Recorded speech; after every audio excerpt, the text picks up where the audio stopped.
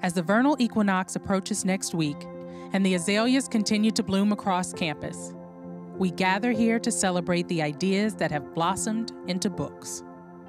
But what makes a good book? The type of book that parades through your mind like Mardi Gras, or sticks to your bones like a hearty bowl of gumbo. The type of book that can linger with you for a length of time as wide as Lake Pontchartrain and as long as the mighty Mississippi. Behind every good book is a person, an author. They toil and write and grind and rewrite.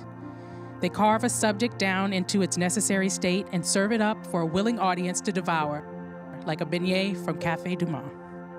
Authors shape the culture around them, around all of us. They lead armies into battle and speak out against the unjust.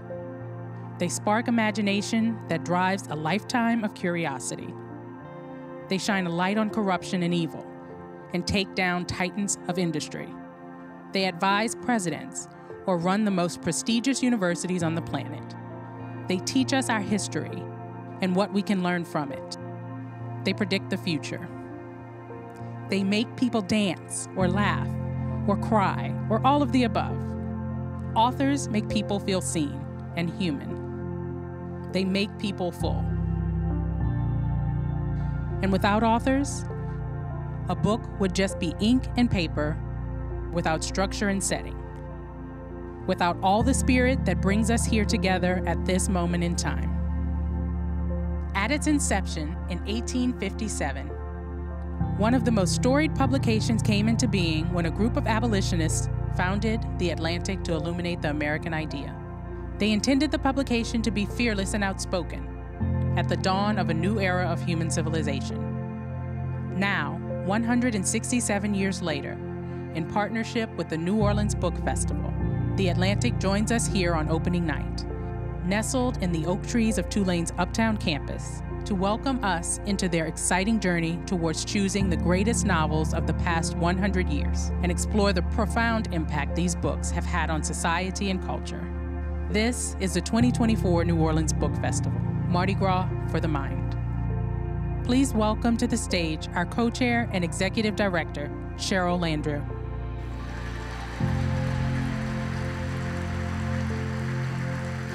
Good evening, everyone. I'm thrilled to be here tonight to welcome each and every one of you to the 2024 New Orleans Book Festival at Tulane University. I'm so happy to be joined by our co-chair, Walter Isaacson, who's a great partner and friend. Walter and I have a common vision to bring authors together, to share reading and big ideas, and that's what we've been able to do for the past several years here at Tulane. But as you know, it's a Herculean effort, and it comes with a lot of help.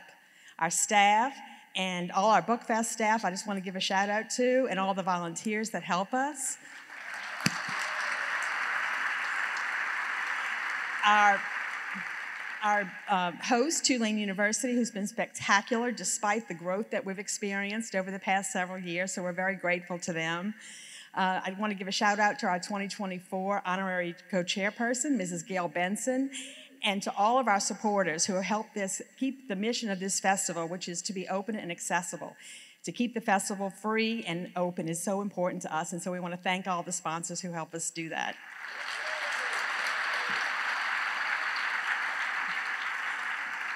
'24 has brought new things, including a partnership with New Orleans Entrepreneurship Week, who is doing cross-programming with us. We have also developed a wonderful partnership with The Atlantic. You know, our authors tell stories, and at The Atlantic, they tell journalism stories. So we have a lot in common, and we learned that through this. And so we're really going to enjoy having them involved in this festival.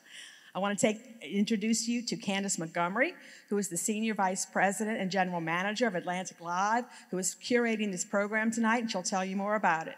So thank you very much for being here, and have a great time this weekend.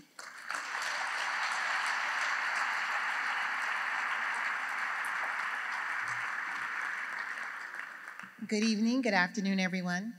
As Cheryl said, I'm Candace Montgomery, Executive Vice President of Atlantic Live, and I lead a team that brings the Atlantic's journalism to life virtually and across stages all over the country.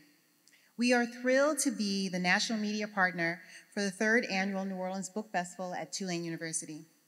The Atlantic was founded in 1857, among other things, to illuminate the American idea, continuously challenge assumptions, and help readers make sense of the most consequential issues of our time.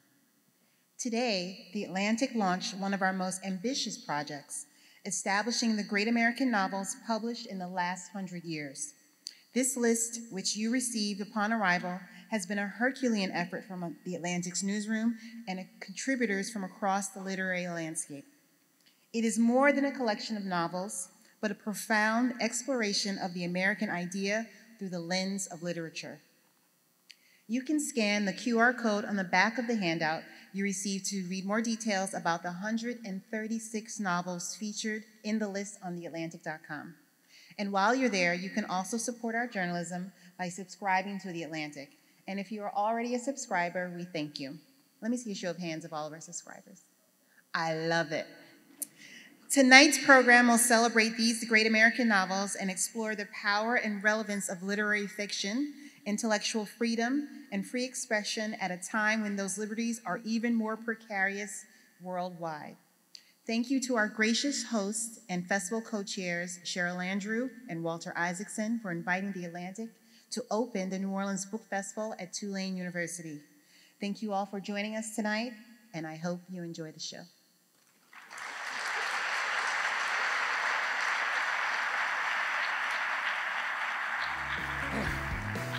Thank you very much, Jeff. And Jeff, I feel, is a true partner here. About some previous century, you and I decided we'd start the Aspen Ideas Festival, and it was a great partnership that we did. 1857. Yes, right, the year the Atlantic was started. There was no Aspen then. Yes, exactly. But ever since then, working with him as a partner has been a dream, and that's why I was so glad when Cheryl enlisted him to be part of BookFest. Jeff is one of those people with the Atlantic. He helps set the agenda, but for me personally, Jeff is my compass and agenda setter. Sometimes you ask a friend, what do you think about this? But with Jeff, I always say, what do I think about this? Because he tells me what I think. So I really appreciate 30, 40 years of friendship, and thank you, Jeff. This makes me sound like a cult leader, but that's fine. We'll go with it. That's fine. They think of you that way, too, at the Atlantic. Exactly. This is pretty amazing, the great American novels. We magazine editors know the trick of doing lists. But lists can be very important, especially when it's a list of great books. Because the books tell us a lot about their time. But then when we make a list of them, it tells us more about our time. We're reflecting our time on the past. Why did you end up making this list, and to what extent is it different than a list that would have been made 20 or 40 years ago? The impetus for making the list was to generate as many angry emails to me as possible. That was my delightful editors decided to. No, it's really interesting how people can get so exercised. You do have one Tulane professor on your list, Jasmine Ward, for which thank you. Who will be joining us. Yeah. Which is very exciting. So there's a couple of reasons to do this. One is to stir conversation, and I really believe, especially because this is digitally presented, I really believe that it's the beginning of a conversation with our readers about what they think. I'm not saying that just to sort of cover my whatever. I'm also saying it to cover my whatever, but it's the beginning of a conversation to sort of refine and illuminate what we think is most important. But wait, what is the conversation? In other words, deciding? Well, no. What I mean is that the list is a lie. I mean, to me, the novels that mean the most to me, books that mean the most to me, live in my head, but I mean actively live. You're in a. I've always felt that I'm in a kind of a conversation with Herman Melville in my head. I don't think Herman Melville thinks he's in a conversation with me, but I feel like I can read Moby Dick repeatedly and find things in it that help me understand something about the world. The lee shore, about What? why we're all, the chapter on the lee shore and the ropes. Yeah. Why we're About always the importance of being investing in tugged. whale oil. So the list should be as alive as the books, which means that the editors of the list, and you'll meet them soon, I think understand this to be the beginning of a process, and we're going to add to this obviously as we go on. The obvious answer to your question, what would be different? Well, apart from the fact that literature has diversified in every way possible over the last 20 or 40, especially if we go back 40 years. The people who are involved in making the list, and we had a lot of editors and writers, and we had novelists from outside the Atlantic also sort of pitch in, and you'll see if you go on the website, theatlantic.com, you'll see wonderful write-ups, short write-ups about why these books are nominated to be on this list.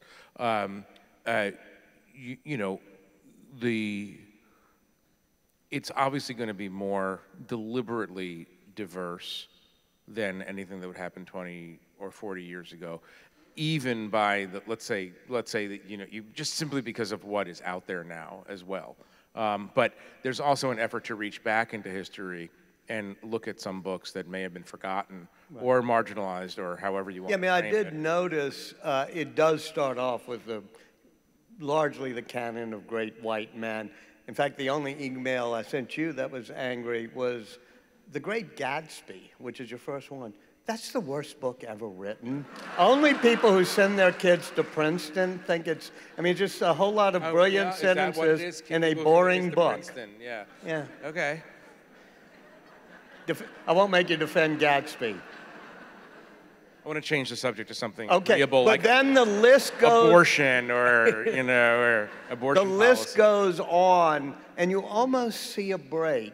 It's a wonderful book, Gatsby, by the way. Sentence to sentence. Every sentence is good, and it's a collection of really good sentences. That's the Gatsby American in an community inert, out there. lifeless novel. Okay, You should have fine. just done the sentences separately. No, fine, but this is what we want. I don't personally want all these emails, but we want, generally speaking... You didn't answer mine. we generally want this to be argued about. It's the beginning, like I said, it's the beginning of a discussion. But I also picked a Fitzgerald in that because it's almost the ultimate of the white male novel of white male angst or whatever. And then at a certain point in the list, it truly diversifies. Right.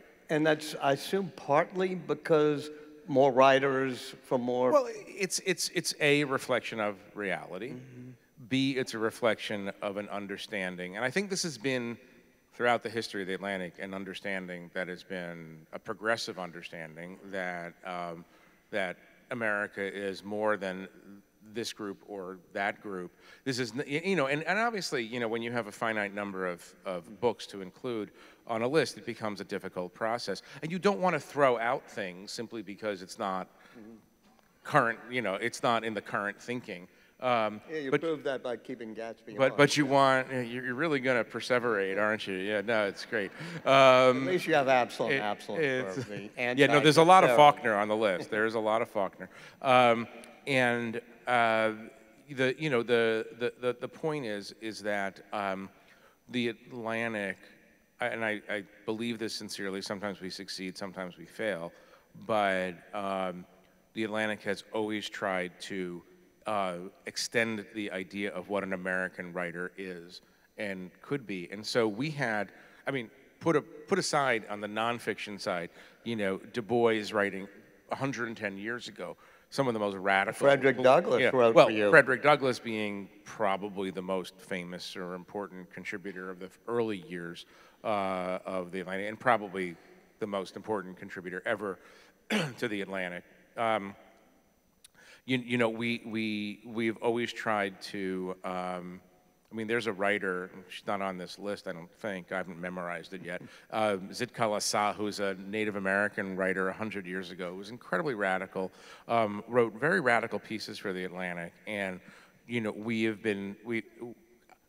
we're big enough, and America is big enough to take in everything, and it's not a zero-sum proposition making a list like this, and that's why we can just add add to the list. And with the idea, and you saw a little bit of that in that opening, the idea of the Atlantic from the founder's perspective, and I'm talking about probably the most important, among others, the most important novelist in the history of the United States, Harriet Beecher Stowe, along with Emerson and maybe the most important poet, Longfellow, and all these others. The idea was to have a magazine, have a place where you could refine and illuminate the American idea. And the interesting thing to me about that, if you look, and it's on our site, I believe, at the founding manifesto of the Atlantic, they talk about the Atlantic being a conveyor for the American idea, but the founders of the Atlantic, who include Herman Melville and Hawthorne, they don't define what the American idea is. And I've always taken that to mean that it's up to every generation of Atlantic editors and writers to figure out what the American idea is. And this is a very nice expression, a very potent expression of. Well, early on, they helped define it with the abolitionists, including, as you said, Right. Frederick Douglass. And in some ways, you did that again recently. You resurrected both the abolition movement, Reconstruction, and all to talk about it in an issue.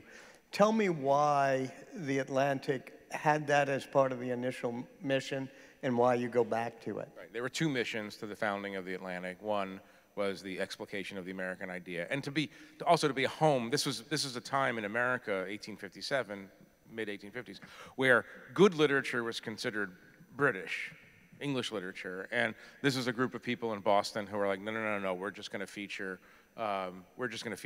American writers whenever we can. And it was radical in the day when they published a short story by William Dean Howells. It was a big deal because he was from Ohio, and we have a writer from Ohio, Yeah. which is like, and so the definition of what is marginal has expanded gradually. So there was that, and then of course these are all abolitionists, and one of the interesting tensions in the history and making the Atlantic is there are some principles that are inviolate, and those compete with the principle that we should be a big tent, and that you can't illuminate and refine the American idea if you don't have a bunch of competing ideas battling it out on our pages, or today on our website as well. And that gets hard to do today. Yeah, it's very hard to do in America that almost willfully, perversely seeks polarization or performative polarization. Mm-hmm. And so, when we were starting in journalism, we did not ever confront this idea called platforming, where people yell at you for publishing a piece that they don't like. And, to me, as someone who's not quite young anymore, I'm just having a hard time with that. To me, the idea, when you don't like a piece, write another piece, mm-hmm. Publish something else, right? And so it is hard in the current moment to sort of accept the idea that we're gonna fight it out even within a big tent of an individual magazine. Of course, there's always a great Orwell quote for that, and I think you used it recently. I'm going to read it, which is, "To write in plain, vigorous language, one has to think fearlessly, and if one thinks fearlessly, one cannot be politically orthodox." And that is a signature of the current Atlantic. It tends to surprise me. You talk about platforming, deplatforming. I can't remember his name, the guy who was the op-ed page editor of the New York Times, who did the Tom Cotton. James Bennett. No, not James, Adam Rubinstein. Oh yeah, he just. And so he wrote a piece for the Atlantic that kind of went against the prevailing orthodoxies. Do you do that? I mean, are you trying to push the envelope back that way? Yeah, Explain I mean, that some bit. people think we're trying too hard. Some people think we're trying not hard enough. My view of journalists and journalism generally is that, and I tell this to young journalists, it's like you're not a real journalist when you piss off your enemies. You're a real journalist when you piss off your friends, mm-hmm. right? And when you say something that's inconvenient for someone else in your orbit, and so you know, a certain amount of scratchiness is useful. I mean, I'm not. It was James Bennett who said this, that the Atlantic is less of a warm bath than a very, very hot cup of coffee, you know, and it's supposed to alert and stimulate and also annoy and anger, you know, and if you're not, you know, one of the things, and you used to run a magazine, so you know this sort of issue. One of the things I tell people that we're about to hire or considering hiring is that you have to understand, and you have to, it's almost like sitting in the emergency exit row when they have to like hear a yes from you. You know what this is an emergency exit row. I always say to them, you know, if you work here, you're going to disagree with your colleagues. Like it's axiomatically true. It's impossible for you to agree with everything that we publish. And for editors, copy editors, fact checkers and the like, it's especially hard, right? Because they have to make something better that they don't actually agree with. And so I tell people that, like, that's part of the bargain in coming here, you know, is that you're not going to agree with everything. Yeah, and you have a pretty wide aperture. I mean, I remember you've done everybody from Ta-Nehisi Coates, but even George Packer, who was doing a pushback on some of the progressivism happening in his neighborhood. How wide is that aperture, and what is off limits? So what's off limits? You'll make a list of things that are off limits? Probably unless I go there. No. But what I can say is that, you know, when people will pitch a story to me or one of my editors, and we will reject it because it's out of bounds in some manner or form, and they will say, inevitably, you say it's a big tent, and I respond by saying tents have flaps. Yeah. The whole point is that a tent does end. Mm-hmm. You try to, and so, you know, apart from the sort of obvious categories of things that we would never consciously try to do, misogyny, racism, so, you know, and so on, you know, and I'll get into trouble here by saying this, but that's fine. One of the questions that I frequently get is, will you run pro-Trump pieces? And the answer is yes, I would run pro-Trump pieces. The issue for every article that comes into our system is that it has to go through fact-checking, right? Right. No, and I'm,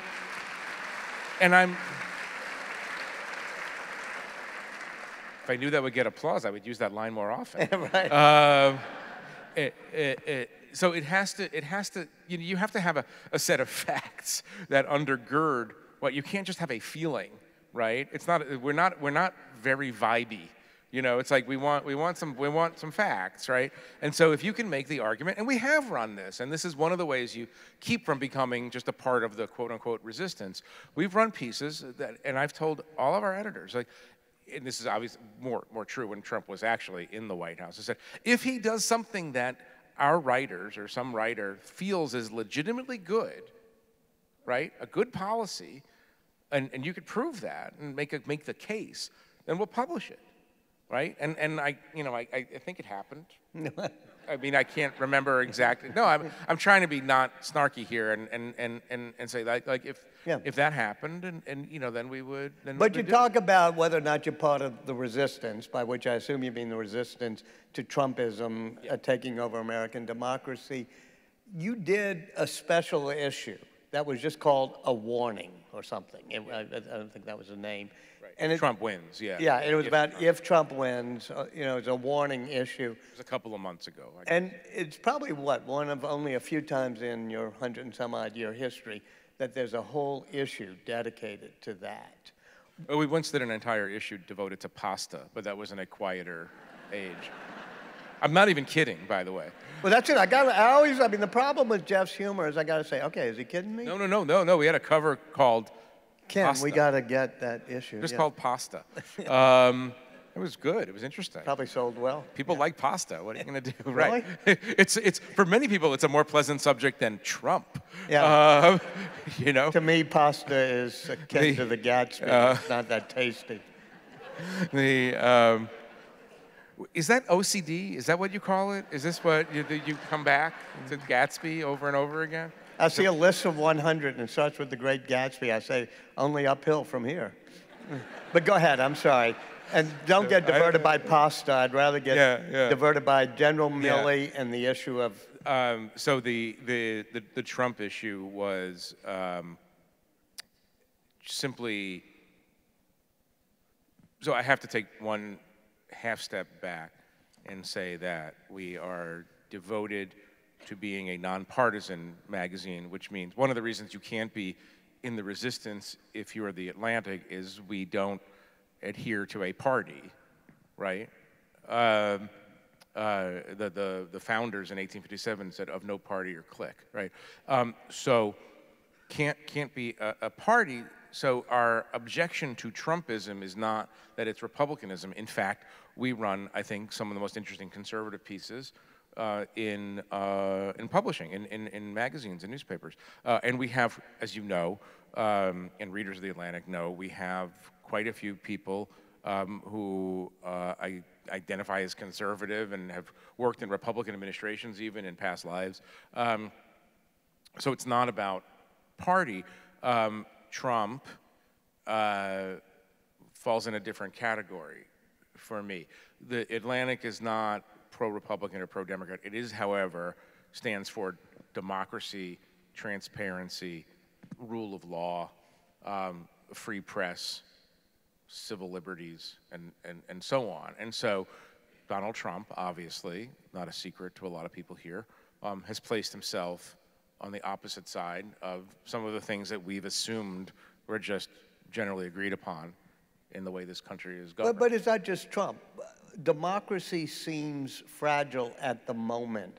And it's not because of Trump, it's because a lot of people who are supporting Trump and Trump-like people who no longer believe, it seems to me, in the basic tenets you talked about of democracy. I mean, how threatened do you think democracy is? Very threatened. How threatened do you think democracy is?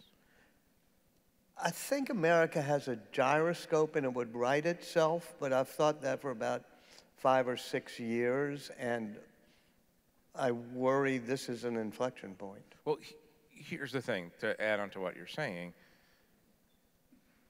250-year-old project. It's been going pretty well. Bad bumps along the way. Yeah, we've Civil had War. worse than the current bumps. Yeah, the Civil War being the most obvious example, which led to something ultimately better, the end of slavery, obviously, but it was a terrible period leading up to it, and we've had terrible things happen all along the way. But basically, it's there's a comforting idea that we make a lot of mistakes, we fall back, then we go forward, and the story of America is the story of expansion of rights. The story of America ultimately is the refinement of ideals that lead us to the more perfect union that the founders envisioned, right? I believe that, like you, I believe in the gyroscope theory, but I was just writing something before for the next issue, and and I wrote the line, Donald Trump, who is currently out on bail, right, is the presumptive Republican nominee. And so one of the geniuses of humans is that we can normalize to anything, regularize to anything, and one of our greatest shortcomings is that we can get used to anything. Right. And so things that happen today, I remember I covered the Obama White House, I covered President Obama, and I remember once it was a 2-day scandal because he wore a tan suit, and once he reached over the sneeze guard at a salad bar, and it was like, oh my God, he doesn't, and Why has this happened? Why? Have we normalized behavior? Well, there's a lot of self-interest in normalizing it, obviously. And you raise a question that I don't have the answer to. I don't know if anybody has the answer to. Without Trump, would we be here, or did we need Trump? It's the great leader theory, or was there a broad movement toward a kind of American-style authoritarianism that we just didn't sense, but was always there, and Trump just rode a wave? I happen to be in the latter camp, and I happen to see that it's happening around the globe, which means it's not just Trump. And, we can talk, and you're an expert on this, we could talk all day about the role of technology and social media, and the lowering of gatekeeping and the small d democratization of information, including bad information, I mean factually untrue information in all of this. I don't know why it's happening. I think people have huge levels of anxiety about technological change, about changes within families, changes within mores. I think a lot of it is a reaction to having the first black president, and a lot of people in America going, whoa, wait a second, what just happened? And that's where we are. And we've been toggling back. I still think that's like some of what we're having is a hangover from that. I mean, there are a million reasons why we're here. But you talk about the role of gatekeeping press, and you say a word that's near and dear to my heart, very old-fashioned, which is fact-checking, which very few publications actually do these days. Every now and then when I write for The Atlantic, I get annoyed because I have to go through the fact-checking process. But what is... But like colonoscopies, it's good for you. Which is why I write for you once every 10 years. Unlike colonoscopies, we don't have anesthesia. Yeah. Okay, let's get that image out of our mind and go back Let's talk about the Great to the role of the press. I always hate that phrase. Mm-hmm. But in a polarized time like this, it's not quite your mission, but could it be, all right, we're going to be a unifier. We're going to try to end the partisanship. We're going to try to bridge this huge divide. Is that something that we need some in the press to do as a goal?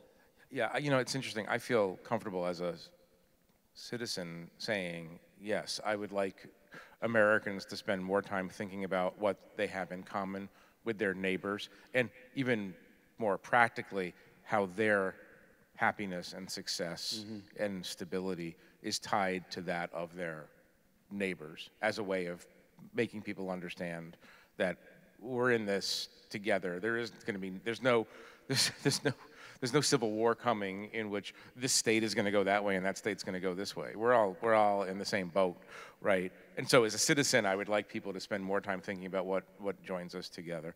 As a journalist, I always find it, and this is where this age is so difficult for journalists generally, because we're comfortable reporting and telling stories, and this governor said that, and this senator said this, and this is what happened over there, and when you start overindulging almost on what your mission is, I think that's where you can get into trouble, because you lose the primacy of fact, right? You begin to think that my goal is even higher than presenting people with a bunch of facts, and I think you can then become just another player in whatever polarizing drama is going on.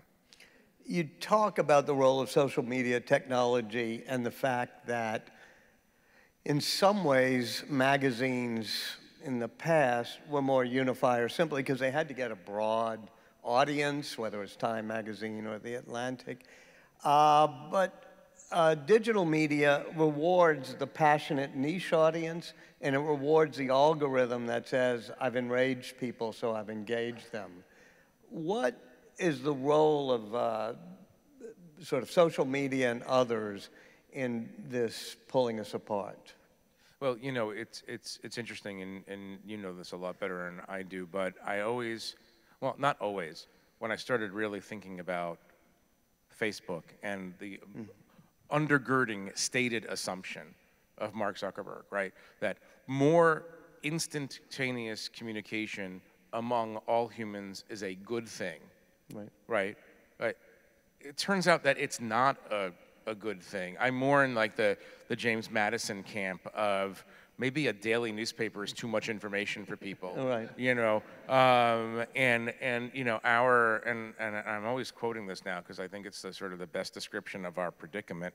There's an E.O. Wilson quote talking about the central challenge of our age, of this age, and he holds that. The challenge is that we as a species have Paleolithic emotions, medieval institutions, and godlike technology. And so when you marry, the technology to the lizard brain, and you don't have institutions in between that can actually make intermediary. To slow it down, if nothing else, just slow people's thinking down. You know, we have a big challenge. So I don't think that we would have Trump without, well, certainly without reality TV and certainly without social media. You know, in the course I teach here, which you were a guest at once, on the digital revolution, one theme is that digital technology is essentially decentralizing, empowering the nodes as opposed to having centralized power. And that's what happened both with the web, which is where anybody could publish or get any information anywhere, and certainly then with social media, and even now with AI, there's no gatekeeper, but there's also no just centralized, these are the facts. There's no Walter Cronkite.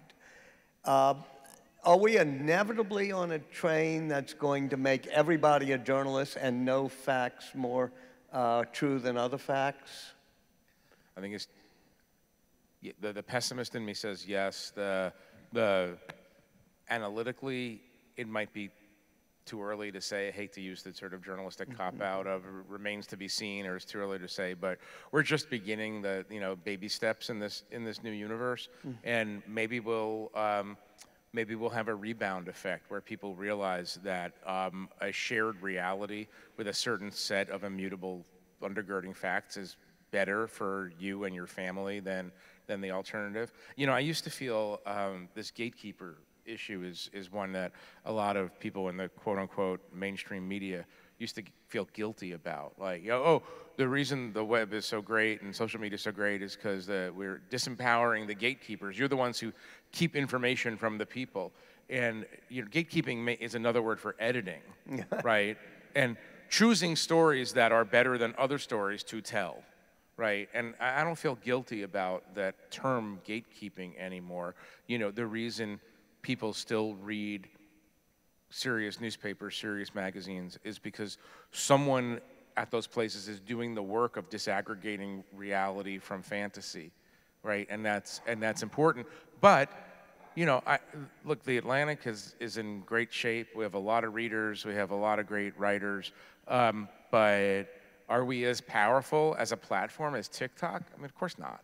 Is anybody as powerful as TikTok? You know, of course not. And when you have a generation of teenagers and young people getting their information learning from, you know, TikTok University, it's like, I don't know if we can, I don't know if we're gonna head back. Although one countervailing example is it's perhaps somewhat surprising if I'd asked you 15 years ago, you know, BuzzFeed, Huffington Post, Deadspin, all these new things have come along.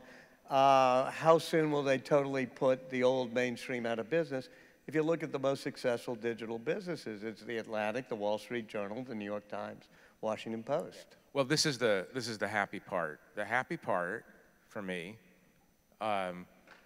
is that, yeah, it's a little bit of a tortoise and a hare sort of thing. Like when I became editor 8 years ago, I was told that the threat was Vox, Vice, BuzzFeed, Mike, Gawker, et cetera, et cetera, et cetera. You can name 15 brands. They were not the threat because we're doing something different. And I say this with, you know, with requisite and true humility when I say we aim to make the highest quality stories possible. We often fail and we often don't succeed, but we're trying to make highest quality journalism, as the New Yorker is, as the Wall Street Journal is, as the Economist is, and so on.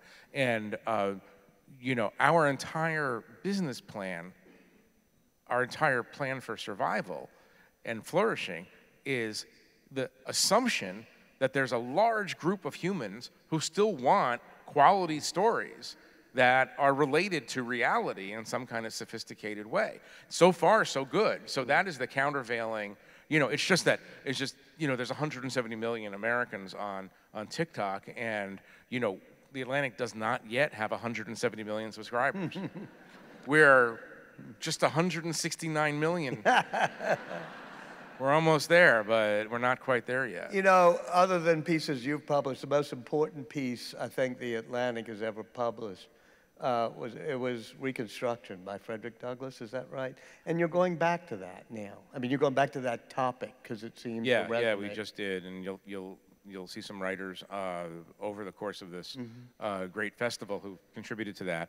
That was just a kind of a, if you can have a magazine-length subtweet of reactionary forces, that was kind of. In other words, you're sort of subtly pointing at what's happening. It wasn't so subtle. I mean, we put Frederick Douglass on the cover, and you'll hear from the great Clint Smith soon, hometown hero and Atlantic staff writer, who's written a lot on this subject and on memory and how we choose to think about the things that have happened in our history. And the truth is, Reconstruction was never allowed to finish, obviously.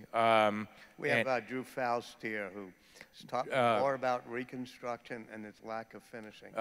Drew is, good to see you. Drew is, in addition to being the greatest title she's ever had as Atlantic contributing writer, but she was also president of Harvard University for a while. Both good titles. Some days. Some days, actually. I would go with contributing writer right now. But yeah, and she of course has written on this for that issue and others. And so the thought was obvious. Founded by abolitionists, and the work of the abolitionists is not quite over, or the work that started in that period is not quite over in America, then we need to revisit this and revisit it again until, but this is fundamentally a very optimistic thing. Correct. Like the idea, and this is something I believe deep in my heart, that the genius of America is that our common goal is to make a more perfect union. We'll never get to perfection because it's a human endeavor, but the only way you can get to something approaching perfection is to actually talk honestly about the imperfections. And one quick question which follows from that, which is, I guess the greatest piece of lyrics you've ever published was the Battle Hymn of the Republic.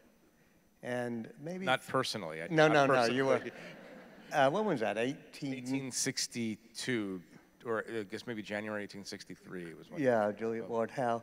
And one of the really cool things you did is you met our local hometown hero, John Batiste, and you made a musical director of the Atlantic. And he did what you all have to go find online. It's on Spotify. Spotify, and a rendition of the Battle Hymn of the Republic for the Atlantic, in which you're in the video. Yeah, But in some ways, I mean, I don't mean that just as a joke about John Batiste. No. It is part of that, what you're doing, which is a battle hymn of the Republic. Two facts about that, and then something about John very quickly. The Battle Hymn of the Republic was not called that. Originally, she titled it "Mine Eyes Have Seen the Glory," and the editor at the time of the Atlantic, James T. Fields, did the greatest thing an editor of the Atlantic has ever done before or after. He said, you know what, we should give it something bigger. Like, maybe let's call it the Battle Hymn of the Republic. And she was like, I don't know. And trust me, it'll go viral. Exactly. It'll be on Spotify someday. We're gonna reach all the way to Ohio with this, And the other point of fact was that she got paid $4 for writing it. Yeah. Wow. Yeah. Which probably would be $5.50 if you were a guy at the time. John was amazing. We both know John. Everybody here knows John. And I got to see John be just a total genius. We went into a studio and he spent a half hour manipulating the strings of a piano and putting in cards in his wallet, and he's just doing, and I was like, what are you doing? He says, I got this. And he played the most, and you find it on Spotify. It is the most gorgeous. I think you can get it on YouTube too, because you can see you in the video. And you could just hear this beautiful elegiac, haunting version of the Battle Hymn, and he is one of the true geniuses of New Orleans, as are you, despite your terrible feelings about Great Gatsby. Well, speaking of which, the green light at the end of the dock has flickered off, so let's say goodbye. Goodbye. Thank you. Thank you.